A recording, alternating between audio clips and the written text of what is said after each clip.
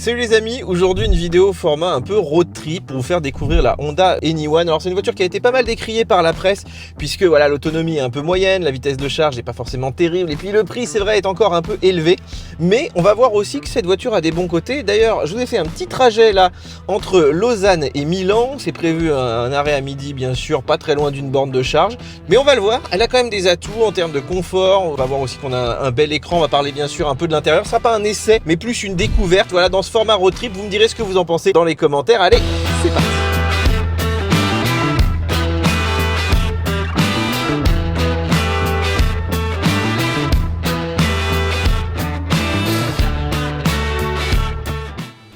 Alors Honda avait commencé les voitures électriques avec la petite Honda i qu'on avait testé, qu'on avait adoré, le look, le feeling de conduite, les finitions intérieures, c'était vraiment une pure japonaise, vraiment je l'aimais beaucoup. Malheureusement pas assez d'autonomie, trop cher, du coup elle a pas marché, donc là ils ont arrêté la production.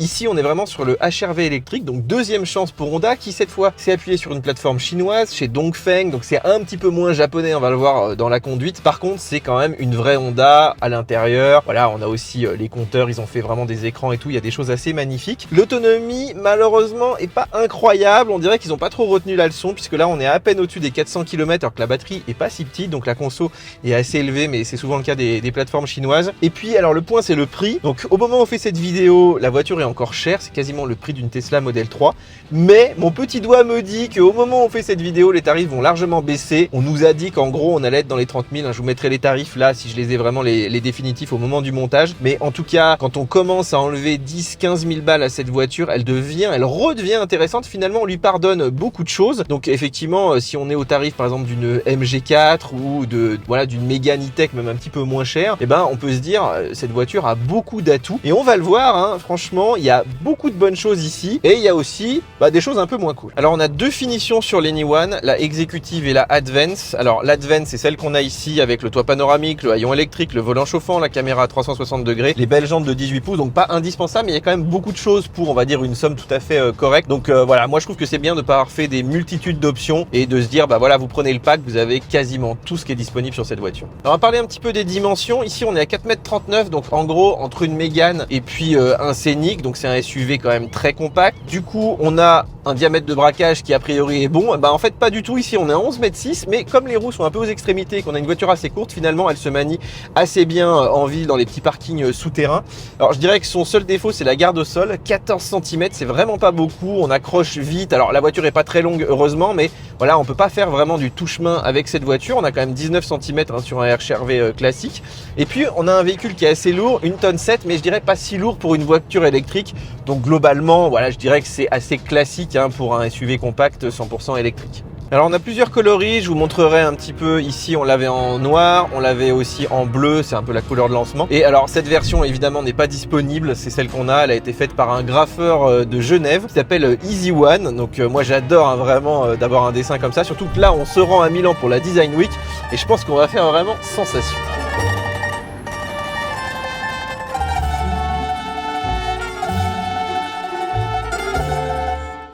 Là, on vient de passer la frontière donc vers l'Italie. On se rapproche bien sûr de Milan et je voulais en profiter puisque ça descend pas mal pour vous parler de la régénération qui est quand même assez forte avec cette voiture si on met bien la palette au maxi. Ça permet de récupérer quand même jusqu'à 30% et c'est important surtout quand on n'a pas forcément beaucoup d'autonomie. Des fois vous êtes surpris, vous vous dites ah tiens finalement je pensais pas faire beaucoup de kilomètres, mais vous descendez voilà toute une montagne et vous récupérez des fois 30% de la batterie. Et ça c'est vraiment cool, c'est quelque chose qui est impossible avec le thermique. Alors après un peu plus de 2 heures et 223 km, on arrive donc à notre point de chute, à la moitié du trajet, donc entre Lausanne et Milan. Il nous reste 35% de batterie puisqu'on a pas mal récupéré à la descente et on a fait, regardez ici, du 16,8 kWh au 100, donc ce qui est vraiment pas mal. Il y a eu évidemment la descente depuis le Simplon, mais on l'a quand même monté de l'autre côté, donc vous voyez que le bilan est plutôt positif. Donc là on pourrait faire à peu près 300 km en mixant col de montagne. Il y a pas mal d'autoroutes quand même entre Lausanne et puis Martigny. Alors la conduite semi-autonome elle s'enclenche vraiment très facilement avec juste un petit bouton ici. Vous pouvez vraiment tout régler avec le volant et surtout j'étais très surpris, elle est d'un bon niveau. Déjà regardez, on a un affichage sur 3 voies en 3D, il différencie les camions, les voitures, donc ça c'est quand même assez cool. On a un volant capacitif, donc on n'a pas trop de bip dans tous les sens à part les alertes de survitesse, mais bon ça c'est une disposition maintenant légale égale. Et puis donc ici on peut faire varier la vitesse assez facilement. Si vous doublez, elle accélère, donc globalement elle se comporte vraiment très très bien. Donc sur les longs trajets, c'est un véhicule qui est extrêmement reposant. Alors regardez, là on est sur une zone de chantier et franchement ça marche très très bien. Il m'a repéré les lignes orange ici en Suisse. Donc ouais, vraiment la conduite autonome elle marche bien. Alors par contre en ville, c'est dommage, c'est qu'on n'a pas de one pedal de conduite à un pied. Ça aurait été hyper agréable. Alors regardez, on a des petites palettes qui permettent de régler la régénération, donc ça vous pouvez le faire, mais c'est pas très marqué. Puis la différence entre les paliers est pas énorme. Sur autoroute, c'est pas gênant de pas avoir de conduite à un pied, mais c'est vrai qu'en ville, sur un petit véhicule comme ça qui est assez maniable, on aurait envie de le conduire à un pied. Peut-être qu'ils rajouteront par voie logicielle, mais c'est quand même assez rare dans l'automobile. Alors ici, on n'a pas d'afficheur tête haute, mais franchement, ce petit écran, c'est le même que sur la Hyundai, quasiment. Je trouve que la police est vraiment très agréable. On a, regardez, un petit affichage central là avec une vision 3D de la voiture.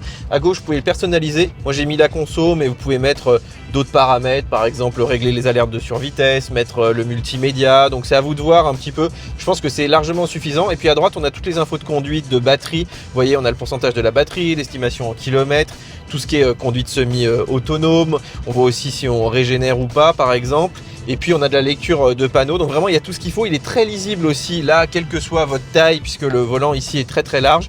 Donc vraiment très très bon écran. Alors cet écran de 15 pouces, il a été un peu critiqué parce que bon, il est soi-disant pas très réactif, etc. Moi j'ai pas été si gêné que ça. Franchement, je le trouve hyper agréable puisque regardez, il est bien haut ici. Donc vous avez CarPlay en haut.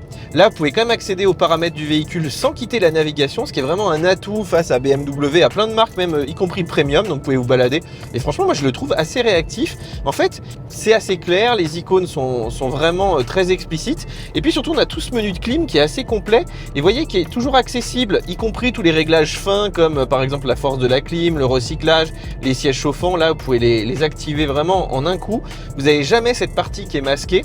Donc moi je le trouve super cet écran. Alors la batterie elle fait 68,8 kWh brut, donc c'est vraiment pas mal. Sauf qu'en capacité nette on est à 62, donc on se dit quand même Honda il se garde beaucoup de marge ici. Et puis l'autonomie, regardez, on est à 412 km WLTP. On se dit avec un gros pack comme ça, Tesla avec 60 kWh il vous fait plus de 500 km. Alors on se dit la conso doit être quand même super élevée. Effectivement, regardez, on est sur autoroute en Suisse entre 100 et 120. On est déjà à 24 kWh au 100, donc imaginez à 130. En plus là il fait 18 degrés, donc pas spécialement froid. Ce qui veut dire qu'en gros, vous allez faire à peu près 240 km sur autoroute, vous allez en faire 200 chargés à 80%. Et puis en ville, on va être autour de 300-320 km à peu près. Donc c'est vrai que pour une voiture comme ça à vocation familiale, c'est quand même un peu juste. Alors ici, vous voyez, dans les petites ruelles italiennes, tout à l'heure on a fait un demi-tour et franchement la voiture, je trouve qu'elle est relativement compacte et elle se débrouille assez bien. J'ai pas fait beaucoup de manœuvres. Donc en ville, là c'est vraiment l'expérience ultime, c'est d'aller en Italie. Alors un autre défaut de ce véhicule, c'est la vitesse de charge, puisque on est seulement à 80 kW sur les bornes rapides. Sachant que la concurrence elle est plutôt à entre 150 et 200 maintenant, ce qui veut dire qu'il faut 45 minutes pour atteindre les 80%. Donc là on attend vraiment sur la voiture, c'est pour ça que je vous conseille de prévoir des étapes où vous allez manger par exemple au milieu. Par contre, sur la charge lente, c'est-à-dire sur les bornes accélérées en ville, on est à 11 kW. Donc en 6 heures, vous chargez la batterie. Vous pouvez la charger aussi sur une petite prise électrique. J'aime bien aussi que la trappe soit à l'avant. Donc voilà, tout n'est pas acheté dans cette voiture. Mais c'est vrai que sur les longs trajets, c'est quand même un petit peu casse-pied. Il faut vraiment bien programmer ses arrêts pour pas attendre trop sur les bornes. Allez, on fait un petit tour rapide de l'extérieur parce qu'on l'a vraiment pendant une seule journée, là juste pendant la Design Week de Milan. Alors moi j'aime beaucoup ce travail d'artiste qui a été réalisé ici avec cette peinture assez extraordinaire. Évidemment, il y a des coloris beaucoup plus classiques quand vous achetez ce Honda Anyone. Je vais en profiter pour vous montrer alors ce grand capot qui malheureusement n'a pas de frunk. Il n'y a rien pour ranger ses câbles ici, ça c'est un petit peu dommage. Pourtant, il y a beaucoup de technologie. Regardez en haut tout ce qui est conduite semi-autonome. Il y a beaucoup de radars pour le parking, pour la caméra à 360 degrés. On a aussi ici, regardez, la petite prise pour la recharge. Ça c'est très pratique. Vous arrivez en avant sur les bornes. Vraiment très sympa. Et puis regardez-moi ce look assez sportif, bien campé sur ses roues, surtout ici avec des jantes de 18 pouces qui lui vont vraiment très très bien. Et puis regardez ici, moi j'aime beaucoup aussi l'empattement de cette voiture. Les roues sont vraiment aux extrémités, ce qui fait que ça profite énormément à l'espace à bord, comme on va le voir juste après. Alors l'arrière est aussi assez réussi, je trouve, avec cette petite bande de LED. Ça lui va assez bien avec les chromes en dessous. On a aussi donc le haillon électrique là avec la télécommande. Ça c'est sur la version haut de gamme, sur la finition haute. Et vous voyez qu'on a un coffre alors qui est pas très grand. Bon là on a mis quand même tous nos bagages, on était deux, ça va globalement. On a aussi un petit sous-coffre pour mettre les câbles éventuellement, mais vous voyez ici là on a toutes nos valises, donc les câbles on peut pas y accéder. Si je dois me brancher par exemple sur une borne, il faut que je sorte absolument tout. Ici voilà, on a un petit cache-bagages qui a au moins le mérite de pas prendre de place, donc voilà, il reste ici sur le coffre. On peut quand même charger assez haut, même si vous voyez que là ça descend quand même pas mal. Donc voilà, une voiture qui je trouve est quand même assez bien équipé, mais moi j'aurais pas dit non à un petit peu plus de place supplémentaire pour les bagages. Alors à l'arrière, l'espace est vraiment royal. Alors moi je suis pas un gros gabarit, mais regardez là, voilà, je suis 1m70, il y a encore beaucoup d'espace. C'est creusé sous les sièges, on a un plancher plat, 2 petites prises USB, ce grand toit panoramique, même de la lumière ici, c'est bien fini. On peut poser aussi une petite bouteille, donc ça c'est plutôt pas mal. Ici, on a un accoudoir, alors, ça fait un peu cheap parce qu'il tombe comme ça, mais en vrai il est quand même à la bonne hauteur parce que les sièges sont assez creusés. Alors évidemment, la place centrale, c'est toujours un peu la moins bien lotie, hein, forcément ici. En plus, c'est là où on a le moins d'espace au-dessus de la tête, et puis franchement, c'est pas très confortable. C'est dommage de pas avoir 3 vraies places, mais vraiment, vu la taille du véhicule, vu vraiment l'espace à bord, j'aurais juste aimé avoir une banquette qui soit coulissante, puisque ça aurait permis de gagner un peu d'espace dans le coffre. Mais vraiment, c'est tout. Bon, Sylvia, montre-nous ta petite procédure quand tu démarres cette Honda Anyone, vas-y. Alors, on se ceinture, Évidemment. on appuie le power button, Voilà, le truc inutile, mais pourquoi pas. on appuie le petit D. Comme Didier, pour drive. Là, on aura un message, voilà, démarrer. Et il n'y a pas d'alerte à enlever parce qu'en fait, il les a conservés. Mais t'as vu, là, c'est grisé. Donc, si tu veux ici modifier les réglages, les alertes, etc., il faut repasser en P. Tu peux pas le faire en conduisant. Donc, il y a quand même des trucs niveau ergonomie. Moi, je dirais, peut mieux faire, mais ça peut être corrigé, éventuellement. J'espère. Alors je vous montre un peu, alors j'ai fait exprès de laisser mon bordel ici pour vous montrer parce que en fait ça manque un petit peu de place. L'accoudoir lui il n'est pas énorme, il y a de quoi mettre voilà des petits chiffons etc. Mais si vous voulez mettre voilà vos micros et tout là, je les ai mis dans les portes gobelets ici puisqu'en fait tout est beaucoup occupé par des boutons. Vous voyez ici pour tout ce qui est parking automatique, auto hold, mode de conduite, là on a toutes les commandes de boîte qui prennent beaucoup de place. Donc tout ça ici en plus avec le laquage là qui prend les traces de doigts, je trouve que ça aurait mérité d'avoir par exemple 2 espaces de charge. En fait l'espace de charge il est coincé là au bout. Là, regardez, on a une prise USB-A. Alors, je sais pas ce qu'elle fait là, puisque c'est elle qui commande CarPlay. Donc, il faut vos vieux câbles iPhone, entre guillemets. Là, on a de l'USB-C quand même pour la charge rapide. Donc, voilà, je dirais que dans l'ensemble, ça va. La boîte à gants est correcte pour un véhicule de ce type. Là, on peut mettre quand même des bouteilles d'eau. Donc, en termes de rangement, il y a ce qu'il faut. Donc, voilà, c'est plutôt pas mal quand même. Bon, Sylvia, est-ce que tu es bien installée dans cette Honda Anyone? Je vois que les sièges ont l'air pas mal, hein. C'est assez confort quand même. Oui, les sièges sont confortables, je suis bien installée et l'appui-tête est vraiment au bon endroit. Pour les longs trajets, c'est parfait. Le volant, tout ça, c'est sympathique. Bon, à part les bip-bip, évidemment. Il est un peu grand, mais je pense que c'est comme tu as dit pour voir bien l'écran. Ouais, c'est pas mal. Alors, on voit qu'on a un beau toit panoramique ici avec un petit vélum qu'on n'a pas à l'arrière. À l'arrière, c'est des panneaux à venir installer ici. C'est un petit peu bizarre. T'as une poignée de maintien. Yes. J'en ai une aussi. Moi, je trouve que globalement, elle présente bien cette voiture. Elle a une bonne visibilité aussi arrière. Tu vois qu'on a un petit essuie-glace, donc ça, c'est assez pratique. On voit très très bien dans les rétroviseurs. Là, on a un grand rétro, donc c'est vraiment cool. Par contre, si tu pouvais conduire à la vitesse réglementaire, J'ai dépassé de 1. tu as dépassé de 1, il a déjà bipé quoi. Donc le confort c'est top, Oui. mais si seulement on pouvait être sourd, ce serait pas mal. Hein. Là on est en ville, on n'a pas de conduite à un pied, par contre on a des petites palettes, mais franchement la régène elle est pas incroyable. Est-ce que toi ça te gêne au quotidien là en ville par exemple de pas avoir la one pedal, la conduite à un pied? Pour l'instant, non, parce que je conduis encore de thermique. Mais si on est habitué vraiment à l'électrique au quotidien, oui, c'est un réflexe qu'on perd. Et la route Lausanne-Milan elle est sympa, hein? Oui, c'est très beau paysage. Incroyable. Et là on passe par le Simplon.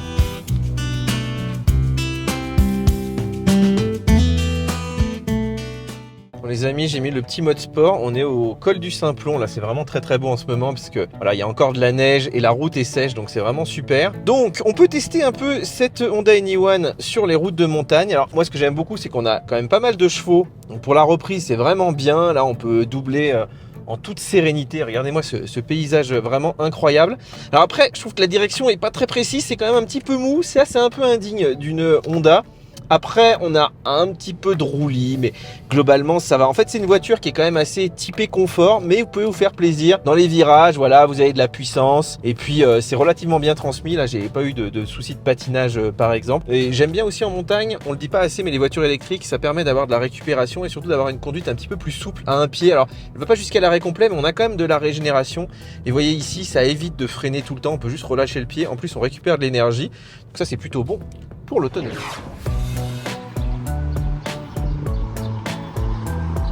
Alors Didier, t'as quoi là? Un cappuccino con Nutella. Mais ça, c'est incroyable, les amis. Et regardez, il y a tellement de Nutella que ça déborde. On est obligé de lécher. Moi j'ai ça. Kinderini.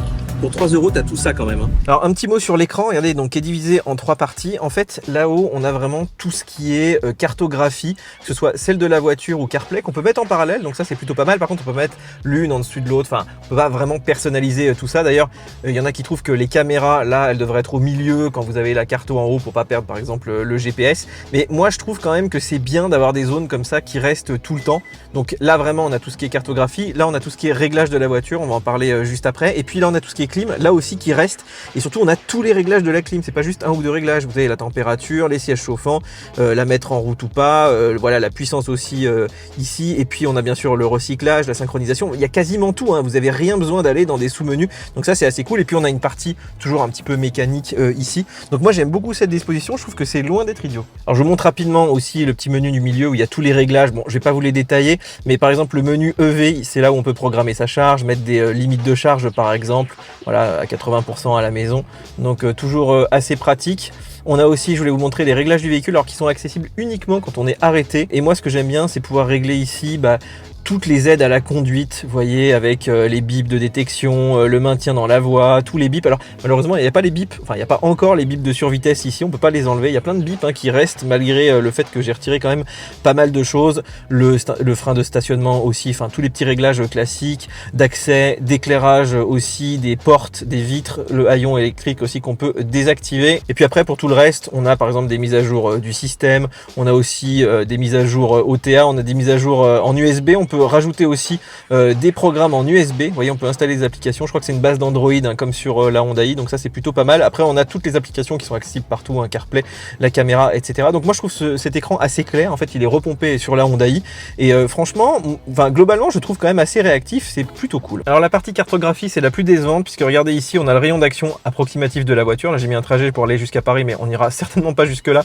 avec le plein actuel, et puis surtout on n'a pas les bornes de recharge, donc en fait ça sert à rien ici d'utiliser ce système, autant utiliser Google, puisque ici on n'aura pas non plus de préconditionnement de la batterie, il n'y a même pas de pompe à chaleur dans cette voiture, on peut juste rechercher des stations, c'est la seule chose, donc ça marche, il a vraiment les stations dans le système, mais il n'y a pas la planification, et ça c'est vraiment dommage dans une voiture comme ça, de pas avoir un peu de connectivité autour de l'électrique. On attendait un petit peu plus quand même de Honda en 2024. Alors vu qu'on est arrêté, je vous montre la petite caméra ici. Donc on a une version, regardez, où on voit bien les jantes sur les côtés, comme ça. Et puis on a la version avec la Bird View. Donc ça, j'aime vraiment bien, parce que ici on a vraiment, regardez, la vue des jantes, la vue de dessus. Ça c'est génial, même Tesla ne fait pas ce genre de vue. Donc c'est quand même assez cool. Alors la conduite dans les rues des villes italiennes, je vous garantis qu'il faut être bien accroché. Vous êtes beaucoup plus stressé après qu'avant. Bon voilà, là quand on a une voiture un peu passe-partout, faut juste bien regarder dans ses rétros. D'ailleurs, ici on a une bonne visibilité, et heureusement.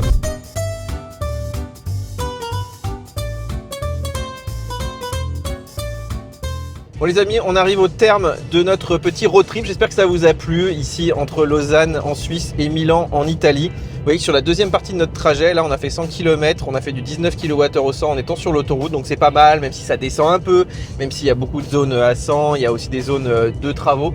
Mais en fait ça prouve aussi qu'avec l'électrique, là vous voyez il fait pas trop froid, autour de 20 degrés. Finalement on peut faire 300, un peu plus de 300 km avec une petite batterie entre guillemets de cette voiture, à peine plus de 60 kWh. En fait ici on a un véhicule qui est quand même assez homogène, moi j'aime beaucoup les écrans, j'aime beaucoup aussi le confort de cette voiture, je trouve que même la conduite autonome est assez agréable, et c'est vrai qu'avec un bon prix je pense que cette voiture a toutes ses chances, mais il faut vraiment que Honda mette le paquet sur le tarif. En tout cas vous me direz ce que vous en pensez dans les commentaires. Voilà, on arrive au terme de cette vidéo, n'oubliez pas de liker, de vous abonner, de mettre un petit commentaire aussi, de prendre un abonnement VIP si vous aimez ce qu'on fait, puisqu'on est complètement indépendant des marques. Et puis bien sûr nous on se retrouve très bientôt pour de nouveaux road trips. Je vous fais des bisous, ciao ciao.